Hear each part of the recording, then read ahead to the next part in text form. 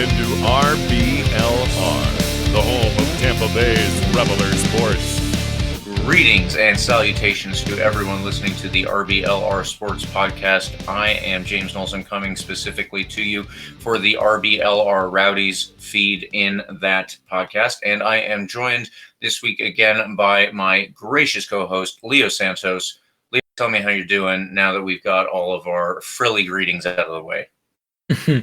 I'm feeling pretty good. Usually when I start out, I usually call you my amazing co-host, but it feels good to, let you do the intros and let you call me a gracious host. I think now I see why you always let me go first. Obviously before, when I did used to do the intros at first, yeah. Yeah. So, if everyone is aware of where what we're doing right now, we are still in the middle of our season recap. It turned into a 3-parter, and we are on the final part. Luckily, now we have broken it up into the first part based on the team overall, the second part, the goalkeepers and the defenders, and this week we will be doing the midfielders and the attackers. And in addition, we will be answering the questions that we got on Twitter from last week that are still applicable, as well as some new ones that came in while we were recording last week. So we could not include those, and we figured we'd get them going here. Before we move into anything else, I just want to do really quick our usual things here. Of course, please follow RBLR Sports on Instagram, on Twitter, and on Facebook. We love when you can do that. It helps us spread the word. Please like and subscribe to our podcast on all major podcast platforms. There is some transfer news that we will cover at the end of this episode because the Rowdies have been busy so far in this offseason, and I just wanted to remind everyone that Neil Collins has signed a multi-year contract extension, so we don't have to worry about that. But there are players that we need to cover as well. So let's finish with our player grades for this season. And like I said, we're doing the midfielders and the attackers. We've got a bunch to get through, I think more than last week, you and I said, Leo. So why don't you get us started on our first midfielder here, and we're going to try and get through them as quickly as possible before the questions. Yeah, sure. So the first midfielder we have is Louise Hilton. Someone who I thought had an amazing season, kind of started out a little bit under the radar. Then you've seen him, progress in his number 10 role. And then also, drop back in that number 6 role where he would protect the back line, but also deliver, balls over the top and get, really dictate the play of the game throughout the season. And one thing he was very deadly on, in my opinion, was set pieces. I think many times, James, you and I pointed out how, his curve and his delivery inside the box is just so lethal. He places it in areas where he knows, players like Sebastian Gwinzatti or Steven Dos Santos or Leo Fernandez can reach and just put that ball back in the net. And he's also, he's not scared to, get some goals himself. As much as he likes to assist, if he sees the opportunity, obviously he'll get a little strike on goal.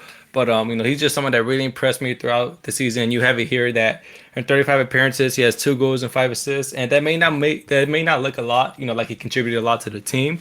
But just his presence there, protecting that back three and really just, that he reminds me of somewhat like a Bernardo Silva, someone who doesn't stop running, who's always 100% throughout the entire game, always full of energy, just running around everywhere, doing whatever Neil Collins asks of him, doing whatever his teammates ask of him.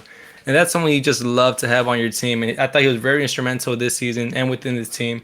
And he's a really big reason and the key part to why the Rowdies team, went so far and reached the USL Championship.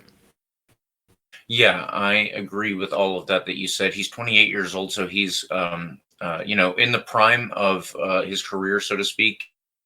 And just so everyone is aware, we use the app FOTMob to track the statistics for the players, game in, game out over the season overall. And Louise Hilton was actually the highest rated player overall for the entire season on that. So I think that does speak to, just what he's doing, not, in any one game, but actually over the course of the whole season. And I think that as much as you just said it, he doesn't have statistics that stand out immediately. 2 goals and 5 assists, you might say, well, okay. But when you look at his position, you also have to take that into consideration for his attacking numbers there, because he is the midfielder that sits right in front of our back line. So he would be positioned in front of Aaron Guillen, Forrest Lasso, Jordan Scarlett all year round. And the thing that I think that he has a big impact on the defensive side is he is, a very dogged player on that side. He breaks up a lot of plays that the opposition is trying to get started. But in addition, when he does win the ball, his passing is so good. And it's a huge part of the way that the Rowdies became the best team in this league and, set a points record for a 32-game season. He would win the ball, and then he would pass it out to one of our wingbacks, like Leah Fernandez or Connor Antley, Sebastian Dalgard at times. He was the guy who actually started a lot of those plays, or maybe sometimes he would actually play the ball even farther up the field into Sebastian Guenzadi, Steven Dos Santos, or Jan Eckra in front of him. He was he is very important on both sides of the ball. And, the end of year awards, they had the Rowdies had 3 players that were on the USL Championship All League first team. And those were Sebastian Gwinzatti, who, almost won the Golden Boot, and Forrest Lasso, the Defender of the Year, Evan Lohr, the Goalkeeper of the Year. So fair enough that they might not add any more. But on the USL, all USL Championship second team, there was only one Rowdies player. And, I thought, okay, if they're going to have 3 players for the first team, considering they're the team that won the whole league overall, they set a points record, all these things, I thought maybe there could be 2 other players. And in my opinion, Lewis Hilton would have been one of those players that was on the all USL Championship second team. But, that's neither here nor there. Obviously, they have their own criteria. So I've covered everything that I wanted to mention. Leo, if there's anything else you want to get to, go ahead. Otherwise, we will jump into his player rating, the letter grade, and then we will move on to the next guy. Yeah, no, I think we mentioned his offensive aspect and defensive aspect in the game, and also, that was complete robbery that he was not made, on the team of the year. I think it's more of a robbery than Lionel Messi winning the Ballon d'Or over Lewandowski, but that's a conversation for a different day. So with all that being said, Lewis Hilton, I think he absolutely deserves an A for his efforts and his works throughout the season. He was just a phenomenal player to watch. And again, listeners, this is just like last week. We have not consulted with each other ahead of time on these letter grades, but I do agree with you that Lewis Hilton is deserving of an A. So right now we're 1 for 1. We'll see how it lines up for the rest see how that goes. Yeah, exactly. Yeah. Moving on to our next player, we have Jan Eckra, someone who, early in the season, he wasn't really heard of because he, wasn't really on the team sheet. He was injured. He had spent time on the sidelines. And when he came back, I think fans started to remember, who this guy was. He was a real deal. But he didn't really hit his peak until very, late in the season when we had that winning streak. And he was very key to, for us winning all those games, stacking one victory after another. And his role changed. He was a guy that could play a number 10 and also someone, also play as another striker, the center forward, and also operate on the wing. And he was just someone that, was a very dynamic player. I know, James, you love to talk about that game against Charlotte where he just owned and bossed Fuchs that game. And, I have to agree with you on that one. And Jan Eckra, to me, we have here, he had 27 appearances, 3 goals and 3 assists. And again, another player where you read his stats and you don't really think he's like a big time player, but throughout the season he was, and he scored a goal in the playoffs. I forgot what round or what team, but we won that game 1-0, and because of his goal, we advanced. And like I said, he didn't really shine in the beginning of the season due to injury and time on the sidelines, and now we're seeing enough playing time. But then later on in the season, he became a key reason again why we made that deep run to the championship. Yeah, you're absolutely right. And the goal that he scored in the playoffs was in the 1-0 win over Birmingham Legion. So he is a big reason, obviously, that we advanced to the game against Louisville City, where we were able to win as well. Outside of that, he made those appearances, goals, and assists, like you said. I think what that leaves out of Jan Eckra's game is the pressure that he applies to the opposing defenses when they have the ball. So when Jan Eckra came back from injury in the beginning of the season, he wasn't really playing too advanced when we had players in different positions. So I think a lot of the play in the beginning of the season was with Zack Steinberger in the number 10 role. Jan Eckra kind of became the number 10, but it was a different type of number 10, and especially from the way that Zack Steinberger played it. Jan Eckra was there especially to apply pressure when the opposing team's defense had the ball and, try to make them cough it up in bad positions so that we would have better chances. And I think that he was massive in that role specifically. That was something that I noted. Like you said, against Charlotte Independence, in one of the games that we had, that they brought in Christian Fuchs, a very good player. If you're a regular listener to our podcast, you're going to be sick of me mentioning both both Jan Eckra and Christian Fuchs in the same sentence because of how often I have. But that's really what I noticed it the first time, because this is such a good player, and Jan Eckra made him have a bad game and, caused him to cough up the ball in all those bad positions for us to turn around and ultimately win the game.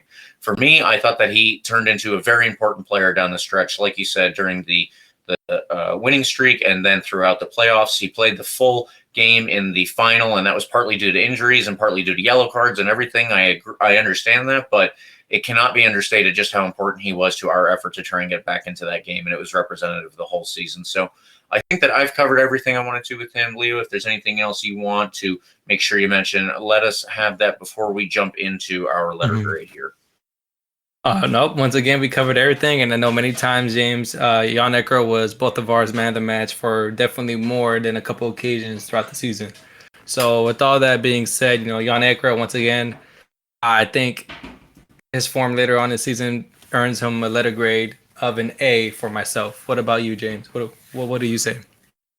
Well, I wanted to take the form from the end of the season and compare it to where he was in the beginning of the season, which wasn't necessarily his fault because of, the depth chart and where they started, but because he wasn't necessarily a game in, game out starter, I wanted to give him a B overall. But he definitely did turn it up and, like I said, turn into a very big player for the stretch. Understood. Yeah, I understand. Obviously we've had different criteria, and we know that if a player misses out for a certain amount of time, it kind of decreases their letter grade. So I understand that decision. But moving on to Zack Steinberger, he's 29 years old, turning 30 in May. This is an age where you expect a player to really be hitting the stride, perform at the top level. Someone who's on the team sheet week in, week out, making differences for whichever team they're playing for. And for Zack Steinberger's case with the Rowdies, I did not see any of that from him. From a player who scored that winning goal against Louisville City last season and got us to the championship final that never came to be because of COVID and stuff like that. This season, you have it here, James, that he had 22 appearances, but you have no stats next to his name. That just shows what kind of season he had. 0 goals, 0 assists. And there was time, James, even earlier in the season when the Rowdies started out 5-0, I believe that I just felt like Zack Steinberger was someone, we gave him time. We both realized it's so early in the season that he obviously has to improve, and he just never did. He just seemed like a body on the field. And I don't mean to be harsh on the guy, but, I think there's a reason why he didn't get re-signed, which we'll get more into later. But, he didn't really make no kind of difference whenever he was on the field. Like someone who should operate as a number 10, the way that he was positioned, whenever lineups would come out and whenever the game would be played, he's someone who was in position to be a game changer, someone that could, possibly change the match later on in the game and, possibly score a match winner. And he never really showed that to me. And whenever I just watched him play, I don't know what it was to him, because I know he is a talented player. I know he's a talented soccer player, but he just never showed it. And it showed on multiple occasions and throughout the season. It cost him.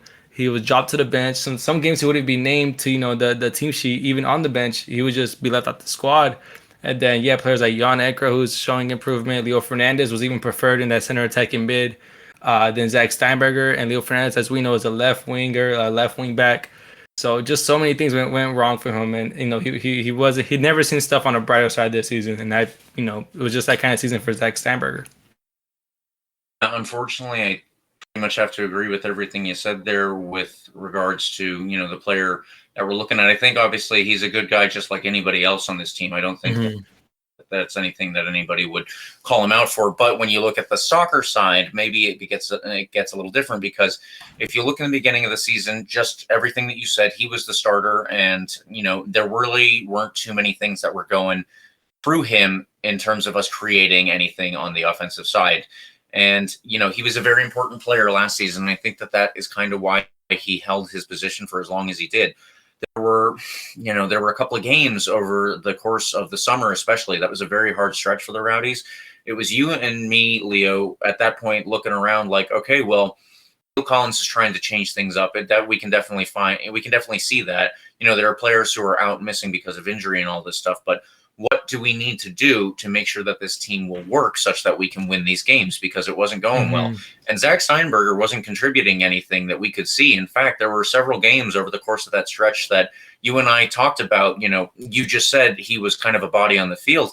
He actually had, the fewest touches of any outfield player that was out there. And, you and I at that point are kind of looking at each other, scratching our heads like, well, maybe we're not understanding the role that Neil Collins is asking him to play, or maybe it's a little bit more than that. Maybe it's just that, we're kind of seeing what's going on, and it's actually just not working out too well. And unfortunately, I think that was a little bit truer than, us just not understanding what Neil Collins asked of him, because as the season went by, he got no playing time. And even in the final against Orange County, there were several players who had to go out because of injuries towards the end, not long-term injuries, but things where they're just not able to contribute when we need to go and get a goal. And Zack Steinberger wasn't even asked to come on at that point. And I think that's pretty indicative of where things were. So fortunately, I'm not feeling too great about, the way that the season went overall. And I do want to thank him for everything that he's done for the Rowdies, of course, because he is a very big figure in our recent history. But you do have to look at it season by season, because unfortunately the results are what matters here. So I've covered everything that I've got. Leo, if you've got anything else, let me know, or we'll get into it. Yeah, no, I just want to go back to our Orange County game real quickly. Obviously we scored 2 late goals in stoppage time, but before those goals, it was 4-2. And you would think, with that 2-goal comfortable lead very late on in the game, Neil Collins will, put in Zack Steinberger, try to give him a feeling, that playoff feeling, try to get his morale up, but he wasn't even caught up, to get on the field. And like you said, he'll be remembered for mainly his 2020 season, more than his 2021 season for sure.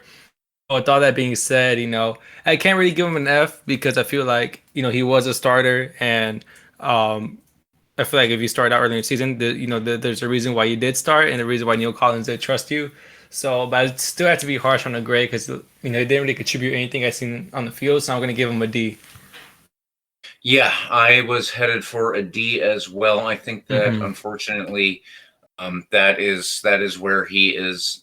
Just for this past season. Again, that is unfortunate, but we'll just have to keep going, just like the Rowdies have, unfortunately, this year. And like you said, we'll hit on that more.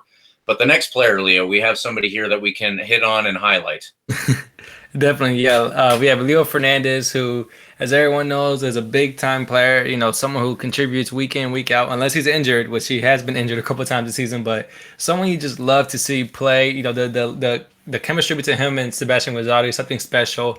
Throughout the world of football, you always see certain kind of duos, and you love to see them on the field together. You love to see the passes they make, and that there's an understanding between 2 specific players only, and Leo Fernandez and Sebastian Gonzalez are those 2 players for the Rowdies. And you have it here, James, that he deserved to be on an all-USL second team. I thought he could have made a case for the first team, but the fact that he wasn't even on the second team, that's complete robbery right there. And I do feel for Leo Fernandez, but he's someone that I just love to see, not just because his first name is the same as my name. He's just someone that's really good with the ball at his feet. His crosses are dangerous. He loves taking on players 1v1. Like every time he asks for the ball, I just can't wait for him to go on a 1v1 battle, because most of the time he does win it.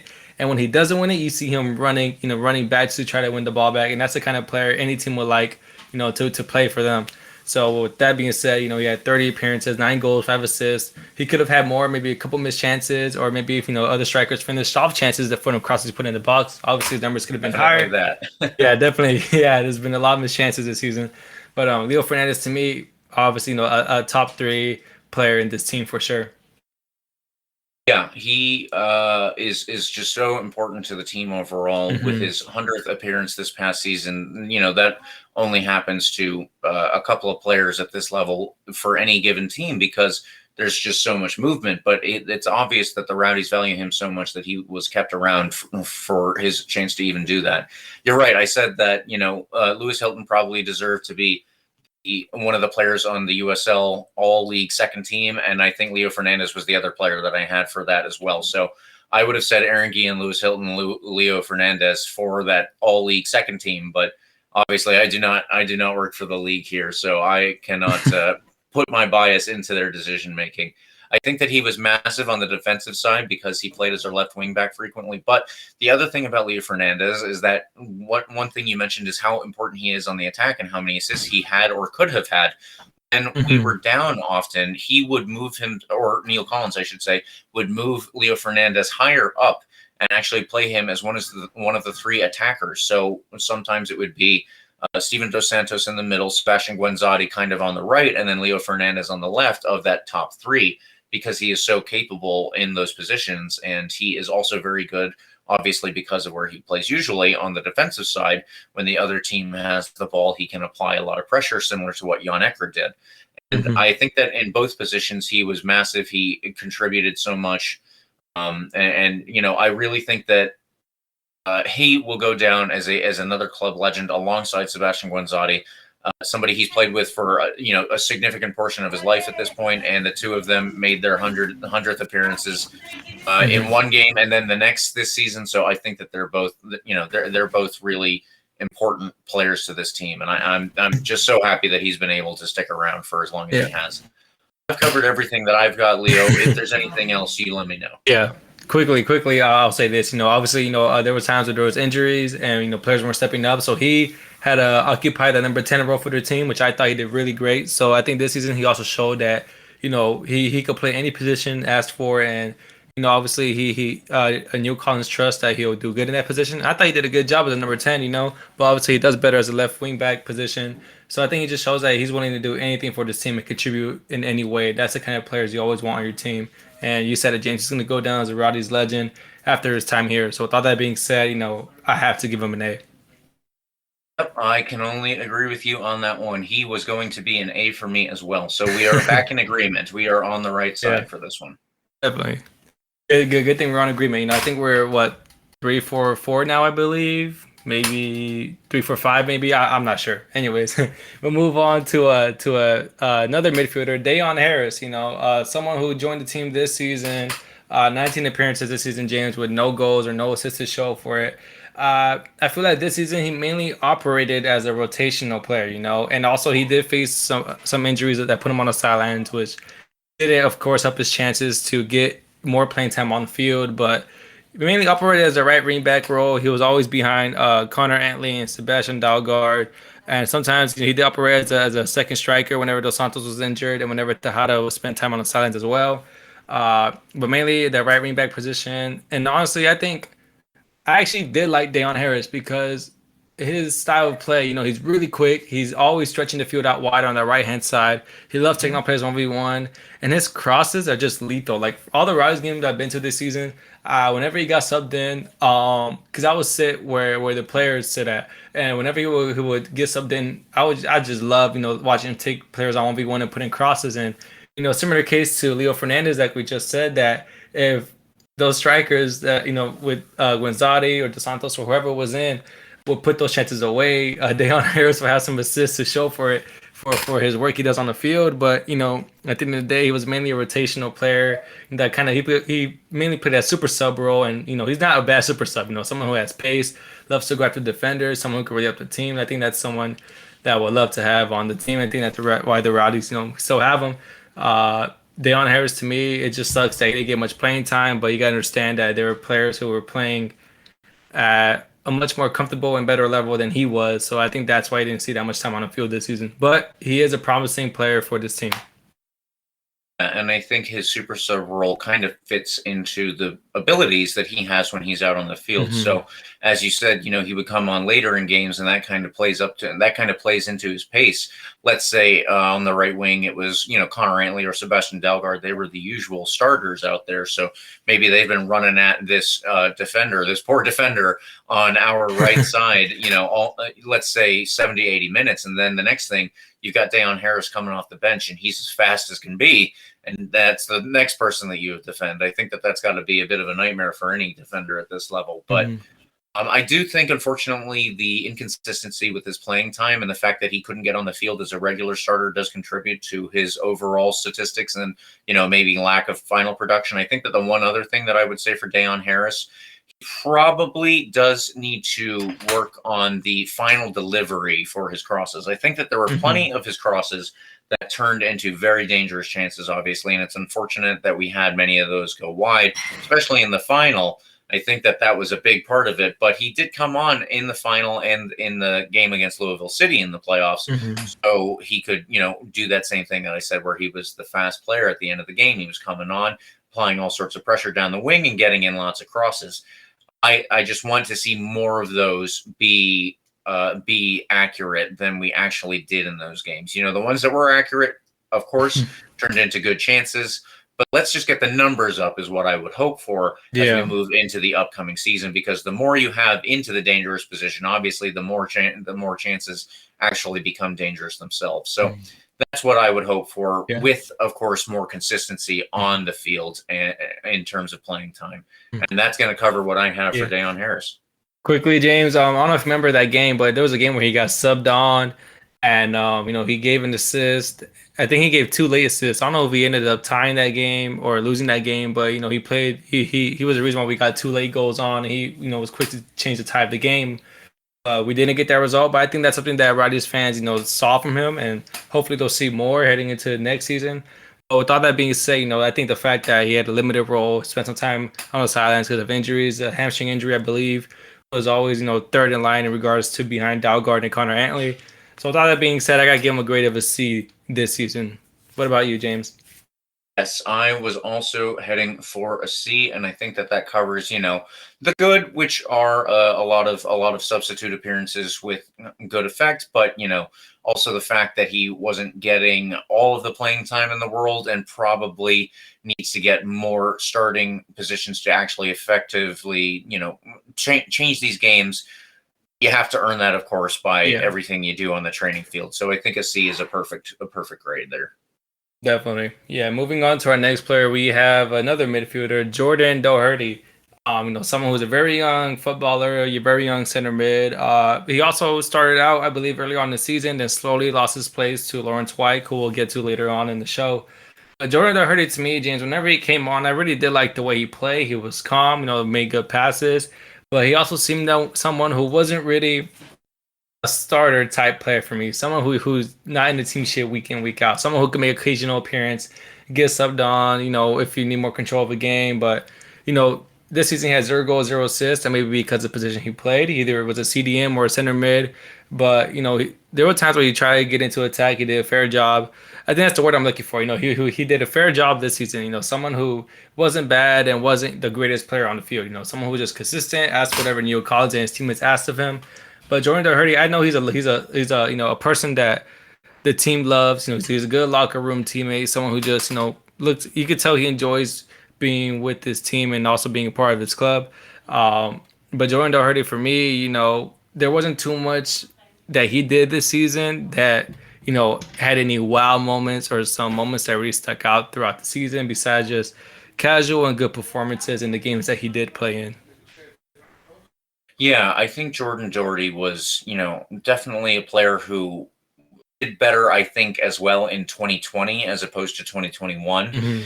And what is that down to? Maybe it's age because he's only 21 years old. Maybe it's more difficult for him to play in the role that Neil Collins asked him to play in this season. I'm not entirely sure. So I would say that Jordan Doherty is a similar player, although certainly not the same, a similar player to Louis Hilton. Louis Hilton was there to break up plays that the opposition was trying to create, and then when he won the ball, spray it out to somebody who was hopefully open and in space and able to create an attack.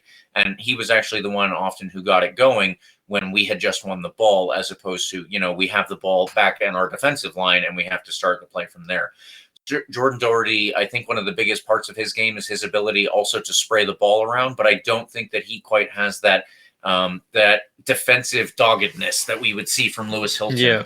And, a lot of midfielders who are asked to sit in front of the defensive line because they need to be there, not as the last line of defense, obviously. The defense would be the last line of defense, but right before them, that would be the role for that player. And I didn't see Jordan Doherty do that frequently. He played a couple of games in one of the 3 center back positions, That was there mostly as a stopgap measure. I don't think that was something that he really proved himself super adept at, again, because maybe his defensive side was lacking. And if I'm not mistaken, it was him being in a defensive role that led to us giving up a goal when somebody was able to beat him and get past him in one of the either one of the later games of the regular season, or it was in the playoffs when he came on late just to cover for Jordan Scarlett because he had played so much prior in the season and maybe needed a little bit of a rest. But that's something that I need to get a little bit more specific before I can go around saying this or that. I think that it was just representative in my mind of how Jordan Doherty was not always the best defensively, and I think that is probably the issue that I could see with him overall. But yeah, that's what I wanted to mention when we got to the player. Yeah, I think we both hit it where we wanted to say about Jordan Doherty. So with all that being said, James, I got to give him a grade of a C. Not too bad, not too good. So he was just average to me. So I'm giving him a C. I think that Jordan Doherty for me as well did get a C. One that could have gone one way or another in terms of a C or a D, but ultimately I think that a C is perfectly fine for the season that he had. And once again, we're in agreement. So moving on, we have Sebastian Dalgard here. Someone who in 36 appearances, I'm pretty sure he probably had one of the most appearances this season within the squad because he was someone that was either named on the bench or in the starting lineup. In regards to earlier in the season, he was someone that was dropped to the bench because you had Leo Fernandez and Connor Antley operating those wingback roles, and then later on in the season, you've seen Dalgard starting to get more form, starting to get his rhythm back. Then he obviously came in for Connor Antley. That might have been done due to players out with their injury, so he got his chance, and obviously he made the most of it. And obviously in the 36 appearance, he had 1 goal and 2 assists. And James, when I first seen that, initially I thought there's no way. I feel like he had at least more goals and more assists. But now that I think about it, that may be right. I think it was just the fact that he would deliver a good amount of crosses in the box, and he was also another player. He wasn't like you look at Connor Antley and Deon Harris. One thing that sticks out to you is pace. Sebastian Dalgard doesn't really have that. He's more of a technical kind of player, someone who loves to take on players 1v1. He's a good dribbler, definitely makes key passes here and there, but pace is something that he's not really efficient enough. If I would say, because if it was, then I feel like he would have more goals and assists. But with that being said, I thought he did put in some strong performances. Especially during that winning streak, I thought he operated really well on the right wing back role. He also defended pretty well. There's some games that I'm pretty sure in some podcasts earlier in the season I did mention how his defensive side of the game also improved throughout the season, and he just seemed someone that once he realized he regained that starting position, he was playing like he definitely did not want to go back to sitting on the bench. That's what I see for Sebastian Dalgard. I thought he was a solid player throughout the season. Definitely someone who was important, throughout later the season and also in the playoffs. And hats off to him for winning his position, back after losing it in the beginning of the season. Yeah, I think that is a good point to make. It's obviously something that comes up when you are the coach and you can actually see them in training week in, week out. You see who's on form, who might be losing their form a little bit, maybe just who's doing better in what they are actually asked to do. And, can they handle the duties that come with that role? I think Sebastian Dalgard plays the position a little bit differently from Leo Fernandez and Connor Antley. Those are his two main competitors in the fullback spots. He is definitely better on the dribble than Connor Antley. I think Leo Fernandez is a different type of dribbler. And then Sebastian Dalgard, when he gets to a point where he is actually going to try to cross the ball, you will often also see different types of crosses. So maybe those come in handy versus different teams, as opposed to, say, Connor Antley, who might be playing it in over the top a little bit more, is what I would associate with him. I do want to mention Sebastian Dalgard's 1 goal this year was an absolute rocket. If anyone does not remember specifically that 1 goal that he did score, everybody had been looking for him to do it because this was a couple of times that he had tried, if I'm not mistaken, to shoot from a good little ways out. And, maybe they didn't come off in terms of the accuracy or maybe in terms of the power, but the one time that he got both of those perfect, he got them absolutely to the dot perfect. Mhm. I believe it was off the underside of the crossbar and went in the upper 90, which for anyone who is unaware of those goal positions, the upper 90 is the absolute upper corner of each side of the net. And, he hit it absolutely dead on. So yeah, that goal was amazing. I hope that, if he can get one or two more of those next season, they will probably come at good times just because of how much he, actually tries to get one in like that. And I was pretty impressed with the way that he was able to turn himself around this year. Yeah, it's definitely something you'd love to see, with players throughout the season. You get dropped out the squad. It's not an easy thing to do, but it's up to you to show the coach that you deserve to regain that spot. And that's something that he definitely did throughout the season. But, ultimately the final grade for me comes down to obviously the amount of game time he got in, which he got a lot, and, starts and how he contributed to the team.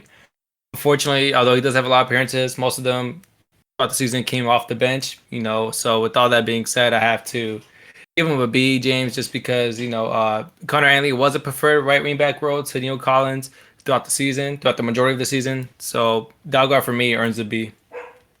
Yeah, I am also giving him a B. So we are in agreement on this player as well. And I don't know what we're up to. Maybe our producer can get back to us towards the end of this about how many players we got the same one on. But yeah, I think that you're spot on with that one. Yeah. I hope I don't jinx it, but I think it's really cool that you and I are sharing the same player grades and stuff like that. If we have the same insights about each player.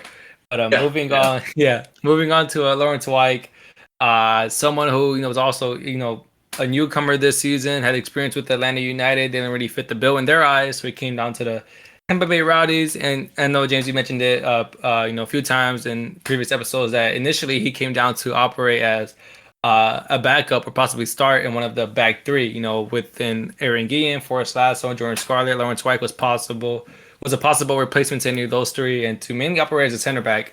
However, that was not the case at all. He mainly operated as a center mid, center defensive mid, and center attacking mid all in one, all at one time. Whenever I watch Lawrence Weick, he's someone that I'm always excited to see. Someone that, just like Lewis Hilton, never stops running. And I think what people don't realize about Lawrence Weick is that he definitely has some pace to him. Not a lot of pace, but he has, a good amount of pace to him where he could track down the ball, get into really good positions on the attacking side of the game. Obviously we have here that he has a goal, but one thing that sticks out to me more is that he has 6 assists. So that just shows you, how heavily involved he is in the attack. You can see, his one-touch play between the wingbacks, the strikers. He continues his run. He loves to set up other players for goal-scoring opportunities. And he's just someone that really wowed me this season. And whenever I seen his name on the team sheet, I just kind of feel bad for the opposition, because how do you, not only guard a player like Lawrence Weick, but also how do you, get through someone like Lawrence Weick, who happens to be at two places at once. And he's someone that really, really impressed me. I'm happy that he definitely exceeded my expectations at the beginning of the season. I really thought it was gonna be a backup, for Lasso, Guillen, or Scarlett. And pretty sure you thought the same, James. But credit to Neil Collins for operating him in this center mid role. Definitely, he saw something that no one else seen from Lawrence Weick. Even during his time in Atlanta, he was either a right back or a center back, and he just really impressed me this season. And I can't wait to see what he has to offer next season. Yeah, I think that Lawrence Weick was, like you said, he was brought in to be the defensive replacement, but he obviously proved himself to Neil Collins and the rest of the coaching staff as someone who they just needed to put out on the field. It wasn't just that, he could contribute there, because he did. There were a couple of games that he moved into the back line, and specifically in the last 2 games of the season against Louisville and Orange County, he did that. But I don't think it was just because of his ability to play the defensive role. I think that also at those points he was moved into the back line because of his ability to make sure that he can, bring a good offensive presence as well. From the back line, often you have to, try and you see the whole field. You have to try to play the ball into the best position to allow us to actually advance with success and, get closer to the other team's goal. And Lawrence Weick did that from those positions, but he didn't play there mostly. He played farther up the field. And at that point, when you're in the midfield and sitting in front of a player like Lewis Hilton, your role is kind of to be a facilitator. So you're there to carry the ball forward from, a deeper position into the third of the field where it is our attacking third and not our defensive or our middle third.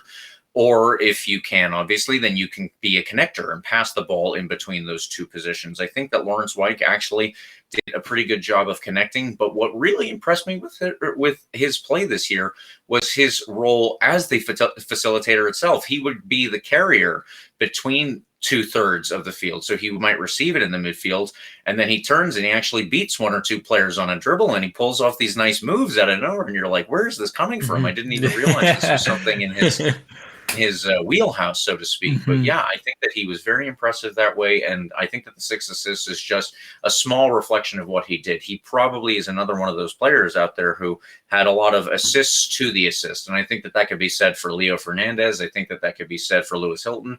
I'm almost certain it can be said as well for Lawrence Weick, but that is something that we'll probably need to keep track of a little better next season. And we need to see who are these players that do have the assist to the assist, because I think it's just so many on the field. In fact, yeah, definitely. No, I think you could mention that, like you said, for other players as well within the team. And Lawrence Weick, like I said, someone just really impressed me throughout the whole season. So with all that being said, and he was obviously a starter for the majority of the season, unless he was injured or needed some rest. So I'm gonna give him an A for the season. James, what about you? Lawrence Weick gets an A in my book as well. That's great. Another agreement. I really hope our producers keep a track of our grades, and he could tell us at the end of the episode, how many we've agreed on, how many we didn't. But moving on, this should probably be pretty quick. Matthew Cerbelle, James, someone who might have been a forgotten name within this team. He was brought in to initially provide backup towards Zack Steinberger, but then once Zack Steinberger had a dip in form, Cerbelle stepped up for, I believe, 1 or 2 games. It might have been just once. He had a couple starts, but even with Cerbelle, maybe because he's so younger, maybe because he's new to the team, he didn't really have that game-changing approach or that that creativity and that magic you expect from a number 10, which he operated when he did start in the team. They didn't really contribute really anything. I think that kind of cost him, which is kind of unfortunate. You only have 2 games to really prove yourself, but at this level in the USL, that's really all it takes, and you gotta give it your all whenever you're given the opportunity to do so. So with Matthew Cerbelle, I do really feel bad for the guy. I hoped he would have more playing time. I feel like he was something special, but he never had a chance to prove it, at least this season. And only made 12 appearances this season. There were games where he was fit and wouldn't even make the bench. So for a player like that at this level, I'm pretty sure it couldn't be easy on him. He had to go through some tough moments, but I hope he picks his head up and has definitely more faith and hopefully more potential into next season. But besides that, I don't really have much to say anything on him in regards to his game performance. What about you, James? Yeah, I'm pretty much in the same boat as you. There's not really too much to go off of with him, and maybe it comes down to the change in system when Zack Steinberger kind of fell away from being the starter. As you said, I think that he was also brought in to play the role that Zack Steinberger played last season, just as a backup, but Zack Steinberger isn't even playing, and that role isn't being played the same way, then it's kind of hard to see him out there. So what I'm hoping this year, like you said, maybe Matthew Cerbelle, he gets he gets the proper instructions for what he's supposed to do in that role, as it has changed now, and he's able to apply that to his game. And maybe we'll get a little bit more as we see, or as we go through the next season, or maybe we see that unfortunately he's not the player that's cut out to do that, and he's more of a player that is trying to be that number 10. And if that's the case, then fair enough, but it might not be what the Rowdies are looking for right now. So I think that I've covered everything with Matthew Cerbelle. Yeah, with all that being said, I would give him a D because he did make some appearances, but he contributed very, very little. It's kind of harsh, but I gotta give him an F. What about you, James? I am going with you on this one as well. For me, Matthew Cerbelle unfortunately gets an F. And, the next player, I'm not sure that I will give him an F just because there's nothing at all to go by, but we'll see when we get there. Exactly. And the player you were hinting to is Louise Fernando, someone who was a new signing this season. And everyone, I thought I was excited, looking at his past experience. I thought he could be someone who could deliver to his team, but obviously that never happened because he had 0 appearances because of injury. He was only on the bench once, never really made his appearance on the field. Very unfortunate for Louise Fernando. As a new signing, you always hope to get, make an impression on your team. Never had the opportunity to do so because of injury. So I'll just give my player grade right away, James, and you could go ahead or say what else you want to see on you want to say on him. But to me, he doesn't even get a player grade. To me, he gets a N/A. Yeah, I think that I was going to give him just an incomplete, which is pretty much the Yeah. same thing. So, yeah, there's nothing to go by. And, I guess we could have looked back towards last season, how he did with Atlanta United 2, which is the team that we signed him from. But honestly, that's obviously inapplicable to what we're talking about. So there's really no point as far as I see it. I'm just going to give him an incomplete, or as you said, an NA. Exactly. Yeah. So that's going to do it for our midfielder segment on our player grades. We've interviewed all the midfielders within this team, give our player grades. And we're going to move on to our forwards. And the first forward we have here is Juan Tejada. To me, James, this is an interesting one because obviously he spent most of the time due to injuries. He only had 15 appearances this season. He didn't score any goals or assists. I think one thing that you have here that interests me is that he's 24, but he turns 25 next month. And to me, I know people may see Juan Tejada as this young, homegrown kid that the Rowdies signed. It's really great for the team. It's really great for, it gives opportunities for local talent in the community to show that, you could play for the Rowdies one day. And Juan Tejada is a perfect example of that. And I'm pretty sure that's something that the Rowdies are trying to aim towards in the future to, promote and grow homegrown talent. But Juan Tejada, now that he's turned 25 in January, I feel that the fact that he's turned 25 in January, I feel like that phase or this image that you're this young kid in the community, that's fading away. Now you're grown, you're a professional. You're about that age where you need to be in your prime. And I feel like Juan Tejada for me is still stuck in that phase where he's still getting used to the game. We haven't really, at least in my eyes, haven't seen the potential that we know he could reach. And I feel like he's just running out of time because let's say he's 26, 27, still playing at the same level. I feel like he could be on his way out of this club and find somewhere in this league. And I just hope that doesn't happen to him. So, I know I'm talking about in regards to the future. And this season, we've been affected by injuries. He did start a couple games in the playoffs due to Dos Santos being gone through some personal reasons. I thought he did fairly well. So there were definitely some moments where you seem to have to play and you're like, this is what this kid can offer. But can we see that through the majority of a match or even, an hour whenever he's on the field? I'm not sure about that. So, definitely there's still some potential for Juan Tejada, but the time's running out for him to show what he can do for this team.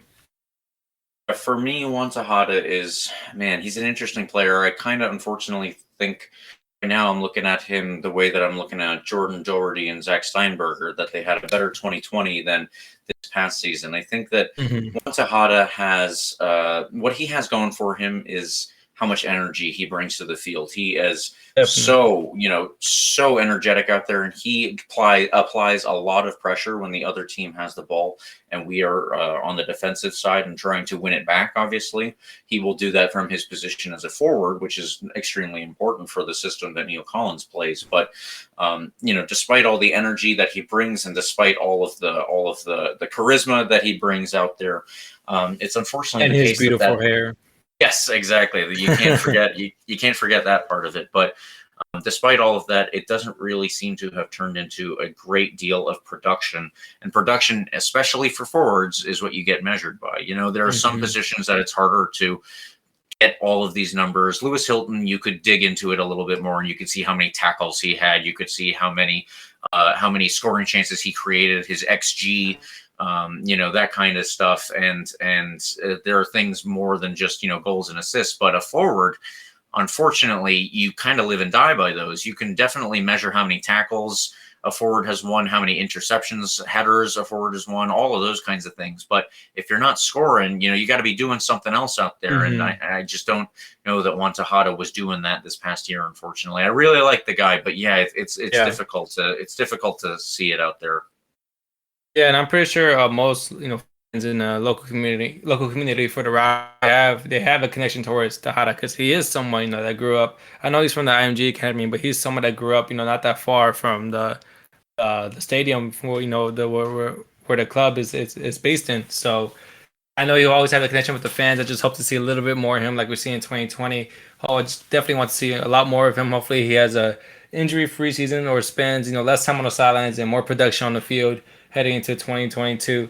But with all that being said, James, for me, I feel like I'm kind of harsh, but I kind of have to give him a D for this season. D, okay. Well, I was going to give him a C for this season. So This is one of the ones where we differ, but I think that, either grade, this is another one like Jordan Doherty. I said that he could have gone C or D, and I ultimately gave him the C, but definitely for Tejada, it's the same thing here. Mm-hmm. Yeah, definitely. Well, at least we have both the same kind of concept, for for our grades. I'm pretty sure the next two players, I really know what the grades are going to be for the next two players. And the first one we have is Steven Dos Santos. When you think of a 32-year-old player, you think of someone who's reaching, towards the end of their career, or someone who's, going on a cliff in their career. We did not see that with Steven Dos Santos. He is someone someone that needed to be on this team, someone who we seen that this team relied heavily on, without him for a long period of time. We were losing games. We didn't really know where the goals would come from. We lost that threat that Dos Santos provides in regards to his physicality, his touches, his pace, his goal scoring abilities. He's just a fantastic player, such a great addition for the Rowdies team this past season, and it's only going up from here. And 23 games, he had 12 goals and 2 assists.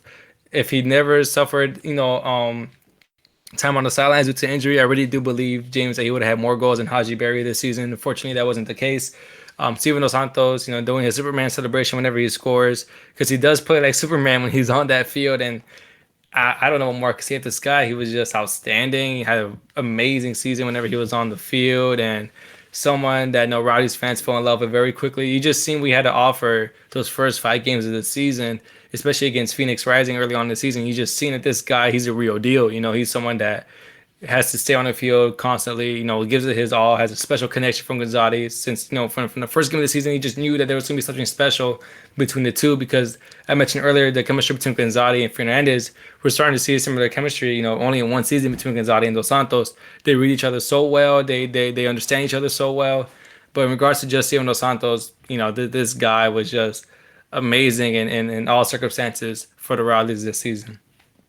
Yeah, Duba was so good over the course of this whole season. I think that when he came in the offseason, he was announced as, one of the bigger signings for the Rowdies, and that only proved to be true. We signed him originally from Pittsburgh, where he had, dogged us for a while, but he came in to play a specific role, and that role was of the large target man forward. And if you, look at the way he played the large target man forward role, I think not only did he do extremely well there, but that wasn't the only facet to his game after all. We ultimately did see that he was able to, add many more things than just that. He was also a player that we saw on several occasions chase the ball down in situations where he had no business getting to it.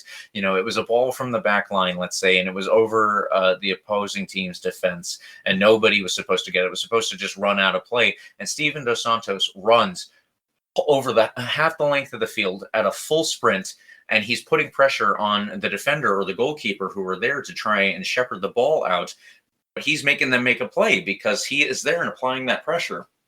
I can remember him doing that on, very specifically on several occasions because of how much effort it stood out as representing in my head. And that was super important. There was obviously also the way that he played when his back was to goal and he was there to receive the ball, control it, and then play it into the path of somebody else who was able to continue to carry it forward. Like he would take it, he would turn slightly to the left or the right, and then find the wing back on either one of those sides so that they could then carry the ball forward and try and get a cross back in, often to Steven Dos Santos's head. I think that he was super, super good in all aspects, and I'm only hopeful that we can get him back again this year because 32 or not, he is going to be an important player in this league wherever he ends up. So I'm hoping that obviously it continues to be here. He's certainly playing, like someone who's in his mid-20s, someone who's hitting their prime, and someone who definitely, like you said, doesn't look like he's playing like he's 32 years old. And I've just been impressed and amazed and all of the kind of words you could think of this guy throughout the whole season. So with all that being said, James, I know you and I don't really get pluses and minuses, but to me, he has certainly an A+ for me. I like that. I was going to just give him an A, but I do like an A+. That's not too bad. All right. And speaking of, another person who had an outstanding season, James, I think for so many reasons we could go on for how terrific and incredible this guy was throughout the season. And for, honestly, the majority of his time here, with the Rowdies. Sebastian Gwinzatti, another forward, someone who's approaching his 30s. Well, he's actually already 30, so he's in his 30s. You have here James. He was all USL first team. He was a USL Championship, MVP finalist. Fernandez made his 100th appearance this year, but I think something that most fans would keep their eyes on more is that he's getting closer and closer to being the all-time goal scorer over Jorgi Herstov. So, he's really close there. That means a lot to be the top goal scorer for any team, especially for the Rowdies in this league. Something you don't really see because, I'm pretty sure most people know that USL is really a stepping stone for players to come over, then go into higher divisions, whether that's in the United States or overseas or other countries to play professional soccer. It's just crazy how the amount of effort and so much he's done for his team.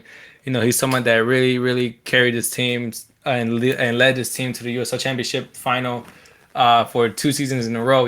Obviously, I don't want to mention it, but I think I have to. That missed penalty in the championship final, which could have changed the way the game went, but it's long past behind us.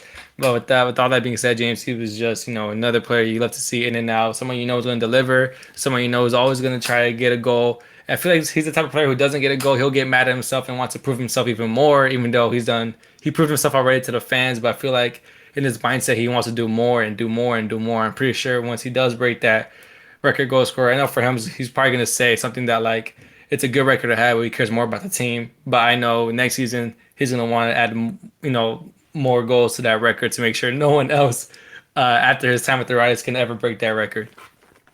Yeah, I think that, you kind of run out of superlatives at times for a player like Sebastian Guenzadi. It's only by the miracle season that Haji Berry had that he wasn't the golden boot for, the league overall. Haji Berry's season, it's amazing that he was able to do what he did, but Sebastian Gwinzatti I think is a little more of a realistic amount, and he was definitely an incredible player. He was well deserved to almost have won the MVP and be on the USL all league team. The one thing that I have to bring up when we're talking about Sebastian Gwinzatti that might go into the negative side is that he does have 22 goals. And that's why what I'm going to say is probably going to sound ridiculous and maybe a little harsh or maybe very harsh even, but I have to bring up, there were a lot of times that I saw Sebastian Gwinzatti unfortunately miss important chances. So there are a couple of games that stick out in my mind, and they're going to be, even more ridiculous examples for the exact same reason of, that I was just mentioning how he scored 22 goals. So if I look back to the first, not the first game, yes, the first home game it was against the New York Red Bulls 2. We actually won that game 6-0. So you're thinking, okay, what are you going to complain about that game for? And, that's fair. That's fair. That's a fair criticism to take here, but you have to mention that Sebastian Guenzadi did have a couple of sitters, absolute sitters that were, missed. And it was earlier in the game before we had run up the score. So, they did matter at that point. And as much as he did get the 22 goals overall, the amount of missed penalties that were out there, I think that just for me, that is important. And especially when you look at the one missed penalty that really affected things, which was in the final game against Orange County. So I love Sebastian Gwinzatti. I don't want to make it appear any other way. I don't want to, leave with any type of sour taste or anything. Did just want to caveat everything here because this is something that I mentioned with Forrest Lasso last week. Obviously he's an incredible player, and I hope that he and Sebastian Guenzadi stick around for another 4 or 5 years, however long we can keep them. But it is just something that we need to bring up, I think. So that is my one caveat before we move into the grading.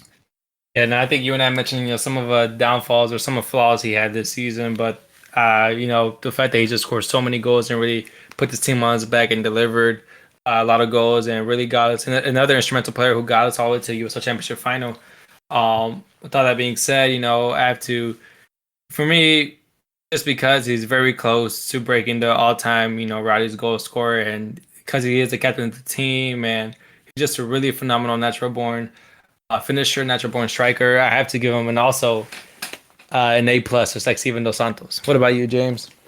Yeah, I can't. I did want to provide that caveat, but it will not affect my score, my grade for him here. I'm definitely going to give him an A. It's well deserved. He was nearly the MVP of the Mhm. season overall, and of course, every Rowdies fan should thank their lucky stars that we have a player like him, and I certainly do every day. I Mhm. do. I want to make sure everybody understands that he is an all-time great for this club.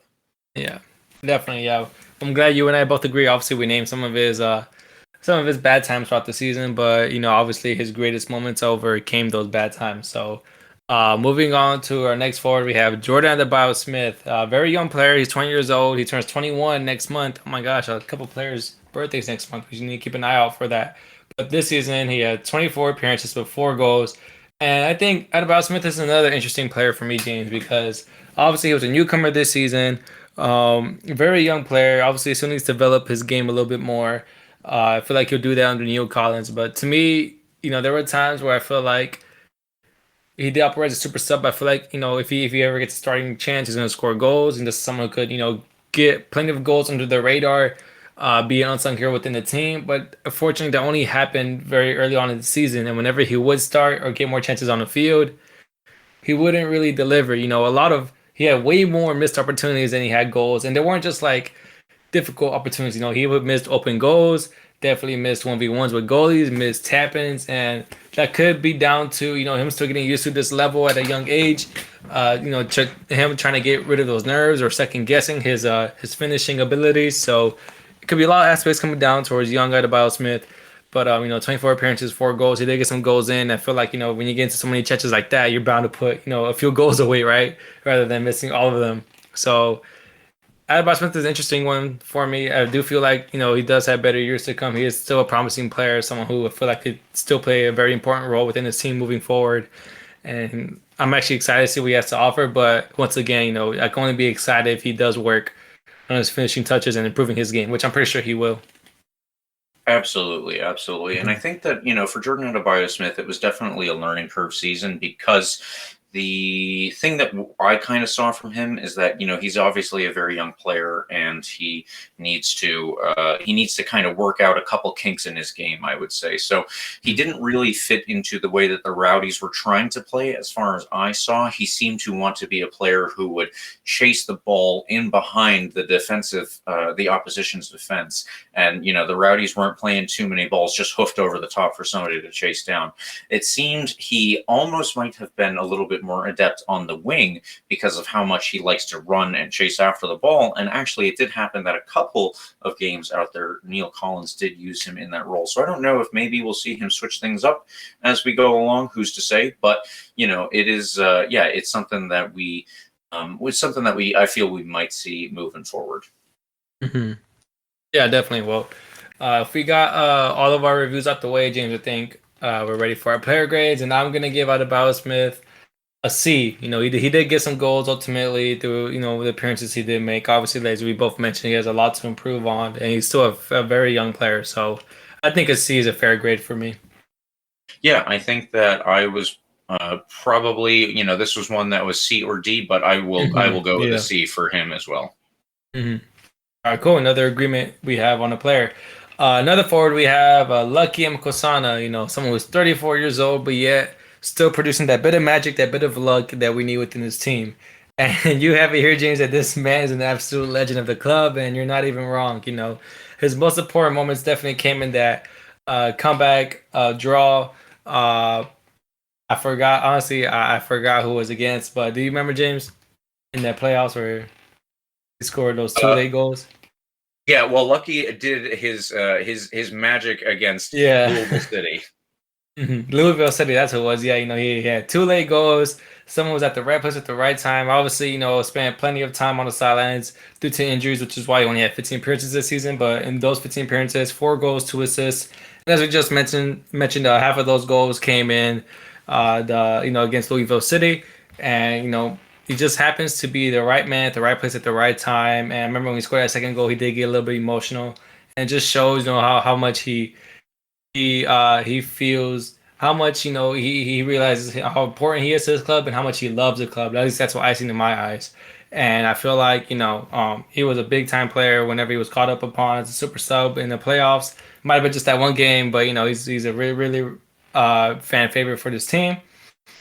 Lucky, he's not getting any younger. Obviously, he's 34 years old, so it's kind of hard to kind of if you take away that game in the playoffs, it's kind of hard to see what kind of contribution he had towards the team. But like this is an interesting one for me, James, because obviously he had that one game, but again, I can't really see how much else he offered besides in the playoffs, to be honest.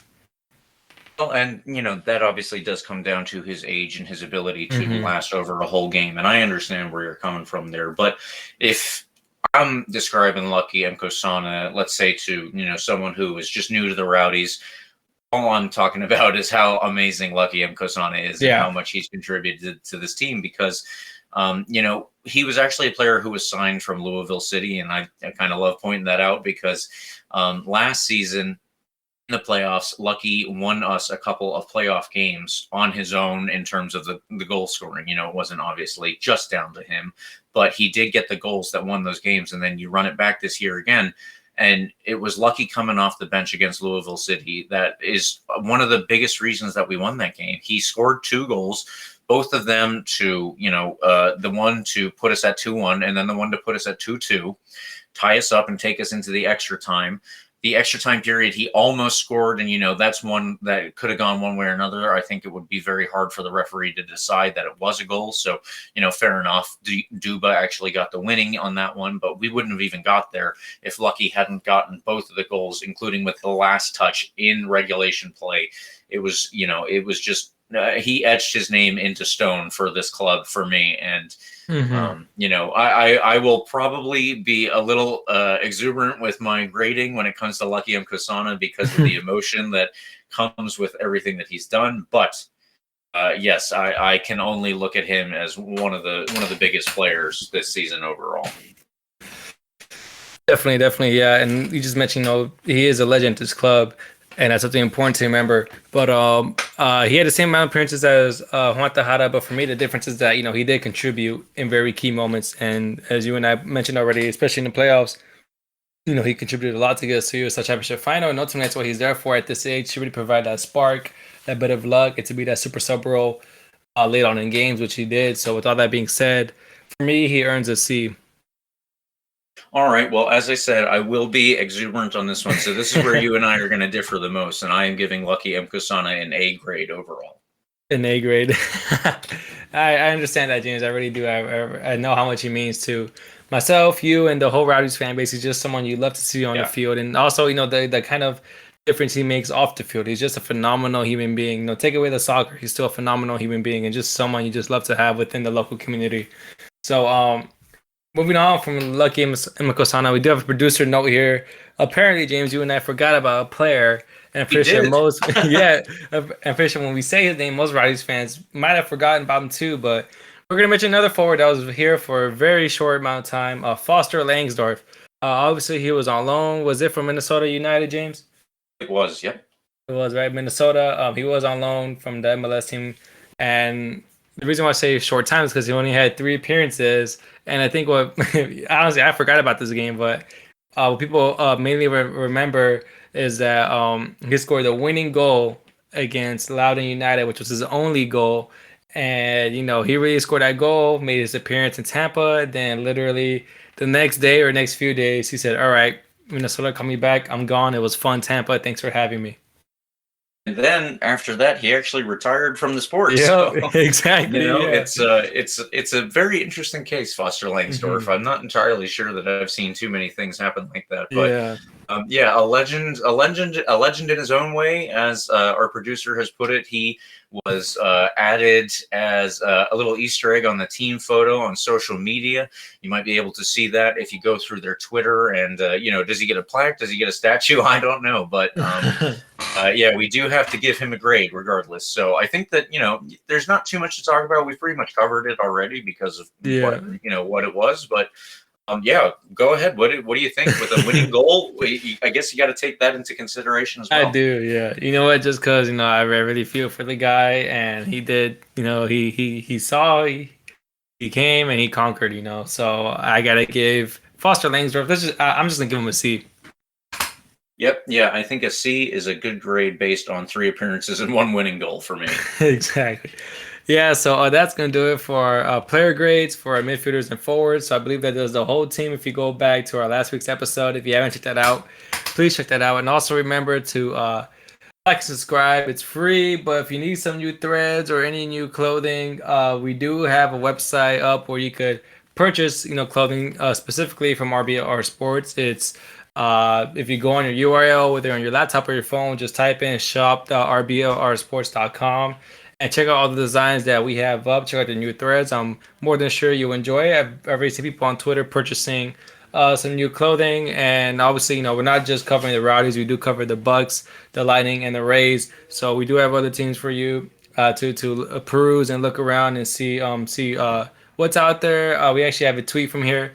At David from Tampa, David Morales says, he posted a picture with this shirt, and our producer says to you, Yuri, thank you for doing that. And for those of you who, holidays are around, if you want to get someone a special treat, with the holidays do come sales. So if you use our promo code COYR, you'll get 10% off your order. So we have the link in our description, wherever you get your podcast from. And with all that being said, James, are you ready to move on to our next segment?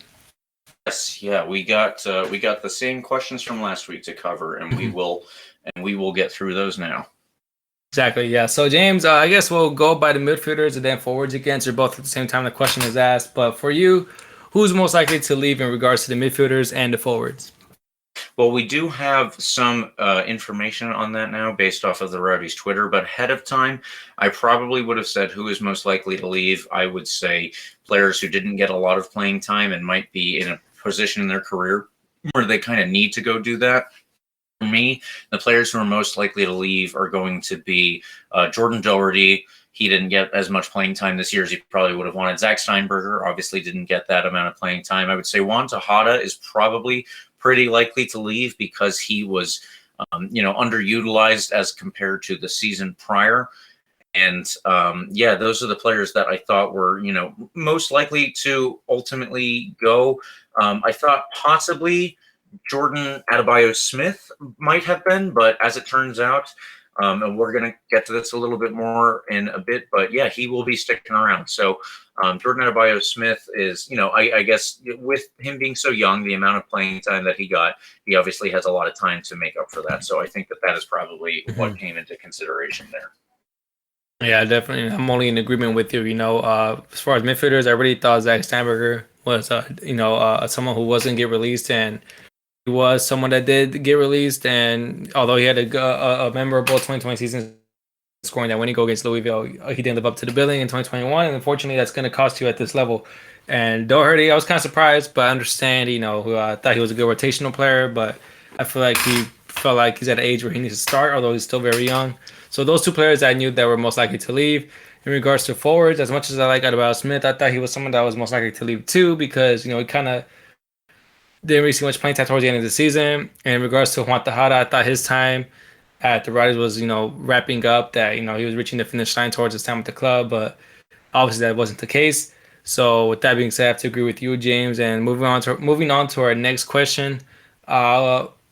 Besides who we've known has moved away and moved on from the team, who's most likely to stay with this team?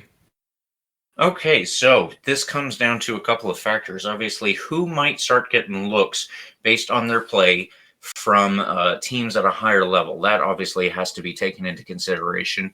And then you also have to take into consideration what players, got the proper playing time this year, what players didn't, what players might be looking to do something else. I think for me, there are a couple of players who are, probably going to stay, but actually might get looks from another team before they ultimately decide. So we're going to have to see about that. One player that I think is probably the most likely to stay. This is going to maybe be a little controversial just because of the fact that probably he's going to get looks from one of those MLS clubs. I would say Sebastian Gwinzatti. I think that he is on the precipice of becoming the overall top scorer for the team. He hasn't necessarily given it a shot in MLS. He's never been with a team there, but I don't know if right now that is something that he would consider because of, it depends on who's going to give him an offer, obviously, and I'm sure that somebody will come sniffing around with a contract offer. But we will probably not get any of those details. If I had to put money on it, I would probably say he will stick around. He will try to break that record. And, MLS's transfer window is a little bit longer, so maybe he will even wait until they have another chance later in the season to allow him to do that. Yeah. For me, I have to agree. I think the most likely person to stay is Sebastian Guenzadi. And one thing I do want to mention is that, in regards to, you talk about, him potentially making a move to MLS, but the fact that he hasn't played MLS throughout the course of his career, he is 30. And the way that MLS is moving now, they as far as their attacking players, they usually like to DP those players. They like to have designated players as their attackers, which are most of the time, foreign players, those on the bigger bills, those who have made a name for themselves in other countries, but didn't live up to the billing. So they come down to MLS and, they score goals. So I feel like in that kind of case, that's the kind of strikers that most MLS teams are looking for. And that's why I feel like Gwinzatti, if he was to jump to MLS, he might have like a second or third string role, which is something I feel like he wouldn't really want to take. I feel like he's the type of player not really go for the money, and I feel like he knows the kind of impact he's having on this team. So for those reasons, I really think he's the one that's most likely to stay for me. And our last question here for the overall takeaways, James, is there anyone you'd hate to see leave and actually might leave? Yeah, so this is one where obviously players, like I said, they're going to probably get looks from a team at a higher level. That would be MLS. That would be maybe a team at, a club in Europe for at least one of these players. But there are 3 players that I want to mention who might leave. I would really love to see stay, and they are all midfielders. That is Lewis Hilton, Lawrence Weick, and Leo Fernandez. So these are all players who have proven themselves to be extremely good at this level, and they've proven themselves to be extremely important to the Rowdy system. I would hate to see any of them leave, but I honestly would also understand if they did, because they're all getting to a point in their, well, I shouldn't say that. Lewis Hilton and Leo Fernandez are getting to a point in their career where if they're going to make a move to MLS, they probably need to do it now. Leo Fernandez has had a little bit of a stint with the Philadelphia Union. Lewis Hilton, I don't believe, has ever played with an MLS team. And I'm sure that either of them would, consider getting the chance to do so, especially Leo Fernandez playing as a winger. He's going to get a lot of opportunities just because there are a lot of substitutions. So that's something that you would have to take into consideration, even if you are a depth piece. Lawrence Weick, I think, is because he's younger, he's going to get into the prime of his career coming up here in the next couple of years. It's probably going to be the case that somebody's going to give him another look at MLS in the future, whether that's in 2022, maybe it's in 2023 or 24, that remains to be seen. But I would not be surprised if he left. But as I said, those are 3 players that I would not like to see move just as much as they may. For me, for me, I have to agree with you on Lewis Hilton and Lawrence Weick. I may have to disagree with you on Leo Fernandez. I'm not talking as a Rowdies fanatic. I'm speaking, from watching the league in MLS. The clubs are getting more money, and they are starting to spend more on players bringing in. And I feel like the left wing back or left mid, left wing positions in MLS are again being occupied designated players. You look at teams, these are players who just sign either soccer players who've made a name for themselves in Europe and are reaching, towards the twilight of their careers. They usually sign them in those positions, or promising players from South America coming in to, occupy those positions. And for those reasons, Leo Fernandez, don't get me wrong, he's a terrific footballer. He's proved himself, how skillful and how impactful he is to this team. And he's almost 30. He's reaching that career, like you said, where it's either now or never. But I feel like, fortunately for Fernandez, if he was to make a move to MLS, same case as Sebastian Gonzalez, it's not the fact that they don't have the talent. I feel like it's just the fact that MLS teams do prefer to have, players with the bigger wages in those positions. So I feel like Leo Fernandez, he's someone that I feel like is most likely to stay. However, compared to Lewis Hilton, who's 28, he's performing really, really well. That's, someone who's been playing professional soccer in the United States and the USL for quite some time. I feel like he can make the jump to MLS. I feel like teams might have their eyes on him. Although he wasn't on the first or second team in the USL, I'm pretty sure teams have kept an eye on the kind of contribution he has, and he's definitely lethal on set pieces. In regards to Lawrence Weick, he really has MLS experience, and the fact that he's just really been bossing the midfield in this league with the Rowdies, I think that's someone who might actually leave, and he's 25, he's reaching that perfect age to finally hit his prime and play at the MLS. I feel like Lawrence White and Lewis Hilton, for me, I'm in agreement with you, James, that they're I don't want them to leave because they're really instrumental towards the team, but I feel like they might actually leave to MLS or any other contracts or proposals that come their way. But moving on, yeah. Well, I ahead, just want to say there's one other thing about Lawrence White and Lewis Hilton is obviously they're both English, so you have to take into consideration the fact that they could move abroad to a team in England, maybe in Scotland, even something like that. So those options are available to them. And for Lawrence White, he's obviously a very versatile player. We saw him play in many different positions, so that's something that Definitely. I think we need to take into consideration for him as well. And that will take us through the overall takeaways into our final question, which was something that Dan and Danino sent us last week. Who is your season MVP and why is it Lewis Hilton? He asked that on Twitter, but last week, Leo and I said that, we didn't want to give away our MVP until we got through the whole team.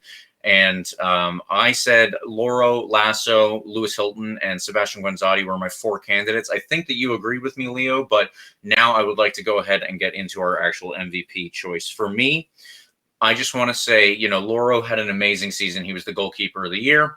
Lasso had an amazing season. He was the defender of the year. Sebastian Gwinzatti had an amazing season. He was almost the MVP of the league overall, but I've come around from where I was and tried to think through it, and I am in agreement with Dan Danino. For me, Lewis Hilton would be my MVP of the season overall. What about you?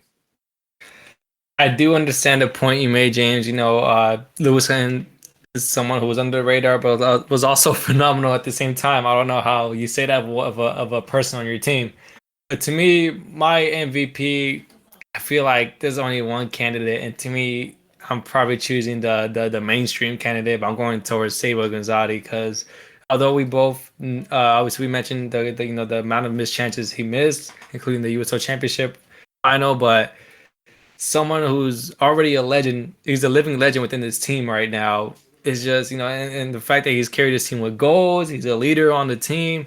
He's just someone that loves playing week in, week out, plays for the badge. That way the fans can remember the name on the back. He's just someone that I really love seeing. And to me, he's got to be my season MVP. All right. Well, I definitely understand that. But that is our overall takeaways completed for the entire season. We now have to do our transfer news segment before we do our final one more thing segment, and then we will get you guys out of here for the week. But we do have some re-signings to announce. Right now, the Rowdies have re-signed 9 players for the upcoming 2022 USL Championship season. Those are Lucky M Kosana, Jordan Adebayo Smith, Steven Dos Santos, Jan Eckra, Sebastian Dalgard, Deon Harris, Connor Antley, Jordan Scarlett, and Rico Rosarena. I'm pretty happy with all of those guys. There are 4 players who are leaving. They are free agents at this point. Those are Evan Loro, Max Lakawecki, Jordan Doherty, and Zack Steinberger. And there are 2 players who had an option for next season on their contract, which was not exercised. Those 2 are Ian McGrain and Louise Fernando. So going through all of that, what stands out to you? I think the fact that we kept, players who I thought should have stayed, well, at least just one player, if you ask me, Evan Loro. I know he obviously suffered the injuries and be out quite some time, but I feel like he's a player when he does return from injury, he's going to be back to his best because I don't know how you don't sign him. I feel like the only reason possible, the only possible reason for me is that he's getting approached by other clubs, or maybe Tampa don't want to take the risk on, will he be the same player when he gets back? We're really going to rely on a guy because we do know those kind of injuries do change a player's career. It can harm the way they approach the game when they do get back to full fitness. So there's many reasons I could go into why Evan Loro left, but for me, that's what stands out the most. I was really surprised when I seen this. I don't know about you, James. What stood out to you the most? Yeah, Evan Loro was a big part of it for me. I think that, it probably does come down to the injury, and it probably does come down to other teams approaching him. But, maybe just the combination was such that they decided that Rico Rosarena was going to be the guy. And fair enough, I guess we're going to have to see how it goes anyway. I think that it's very good we have Lucky and Duba and Jan Eckra coming back. Sebastian Dalgard, we mentioned, had a great season along with Connor and Jordan Scarlett. So I like that those guys are being re-signed, and we're going to see how Deon Harris and Jordan Adebayo Smith do as well. But there are a couple of Twitter questions that happened while we were doing our recording last week. So we're going to do them now, obviously, now that we have an actual chance. This is from President Lee Cohen's burner account at MTLoster2222 on Twitter. He asks, we know Antley, Cerbelle, Harris, and Lucky all have another year on their contract. Who are the 5 most important players to re-sign? So we've gone through the players who are re-signed, but obviously there are some names who aren't on that list. So I'm going to give my 5 really quick, and then, Leo, I'll let you do yours. For me, the 5 players who are most important to re-sign, which have already not done so, are Aaron Guillen, Forrest Lasso, Lewis Hilton, Leo Fernandez, and Sebastian Guenzadi. Mm-hmm. For me, I have to agree with you. Literally those 5 players are the most key players. And, some players I would mention, at least for my 5, have already been signed. If I'm including Steven Dos Santos and Jan Eckra, I feel like those 2 players are a must. But also moving on, I feel like you have to sign definitely Gwinzatti, Forrest Lasso, and Aaron Guillen. Those other 3 players are very key, very crucial if we're going to keep on being USL Championship contender, because they really shaped the way that the culture has changed for the Rowdies. They really established that winning culture here in Tampa Bay. So I feel like, for the Rowdies, if they do want to keep on reaching that stage season after season, they have to keep these kind of players. Yeah, all right. And the next question also from President Lee Cohen's burner account.